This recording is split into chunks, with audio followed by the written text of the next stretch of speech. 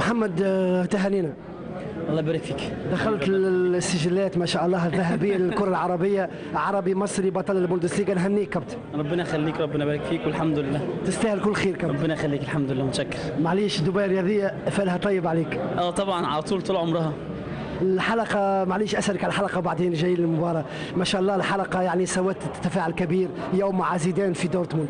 طبعا اليوم يوم تاريخي في حياتي ويوم كبير جدا في حياتي. طبعا أول بطولة عالمية أجيبها في دوري أوروبي كبير، فأنا الحمد لله مبسوط جدا وسعيد جدا، واليوم طبعا يوم ما يتوصفش. محمد ايه اللي صنع الفارق لدورتموند السنه هذه فنيا؟ ايه اللي سوى الفارق مع شالك وبايرن وبقيه المترهنين؟ انا شايف ان الفريق اللي صنع الفريق ادى على مستوى عالي جدا النهارده.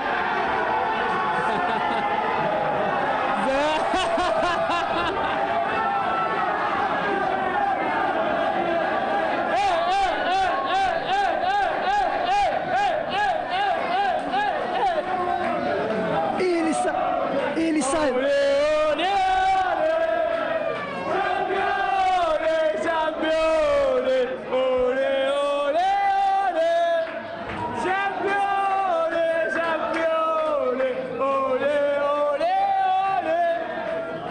محمد ما شاء الله الامور عفويه اليوم يعني. طبعا اليوم زي ما قلت لك يوم ما توصلش في حياتنا كلنا طبعا اليوم ده مش هنعوضه ومش هيروح في حياتنا كده. ايه اللي صار لو تحكي لدبي؟ ايه اللي صار الحقيقه؟ اللعيبه كلهم طلعوا بيجروا على الاعلاميين كلهم في الميكس زون، وطبعا زي ما احنا عارفين، زي ما انا خدت شاور انا كمان بالبيره، هم عارفين ان انا ما بشربش، بس طبعا جم غرقوني عشان انا ما بشربش.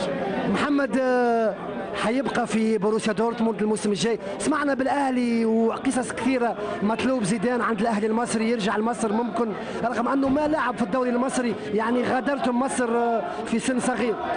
والله يا حسني انا لسه عندي سنه في العقد بتاعي مع دورتموند، انا نفسي اقعد في دورتموند وابقى في دورتموند والعب في السنه الجايه في دوري الابطال، بس انا برضو نفسي اشارك. يعني انا شايف ان انا مظلوم الفتره اللي فاتت دي في المشاركه مع الفريق، مع احترامي للمدرب ومع احترامي للفرقه. الفرقه بتلعب على مستوى عالي جدا ومأديه كويس جدا، حبيت العب اكثر، نفسي العب اكتر، لان انا من ساعه ما رجعت من الاصابه ما خدتش فرصه كافيه.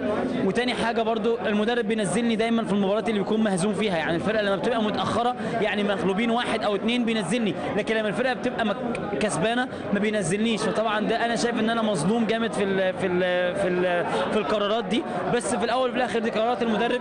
زي ما احنا شايفين ما ينفعش اقول اي حاجه، الفريق بيربح واحنا بطل الدوري وفوزنا بالدوري، بس في الاخر زي ما قلت لك كلنا خدنا ميداليات زي بعض وكلنا بنفوز باللقب، وانا برضو جزء من الفريق. جماهير مجنونه محمد، يعني اجتاحوا الملعب يعني كان في هذه فوضى كانت منظمه، يعني لم تكن خطيره الامور، لكن اعتقد انه المشهد كان جميل. طبعا احنا زي ما شفنا الكنترول النهارده كان في يعني كانوا كتير جدا، بس الجمهور كسر السور الحديد ونزلوا في الملعب، فطبعا مهما كان حجم الجمهور مش هيقدر يقف قدام السوت تربيون اللي فيه 25,000 متفرج. طلعوا يجروا على المدرج، هم طبعا مش هيأذونا في اي حاجه، بس هم فرحانين بالدوري زيهم ونفسهم ينزلوا الملعب ويبقوا في الملعب ويقفوا في النجيله يعني. بس الحمد لله احنا قدرنا نجري بسرعه في اوضه اللبس ودخلنا وبنكمل احتفالاتنا جوه في اوضه اللبس.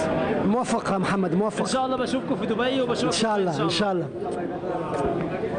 طبعا كان هذا محمد زيدان يعني في هذا تصريح الحصري من داخل غرفة ملابس التبديل. أجواء في الحقيقة استثنائية بالنسبة لزيدان، مبسوط جدا زيدان على دبي الرياضية.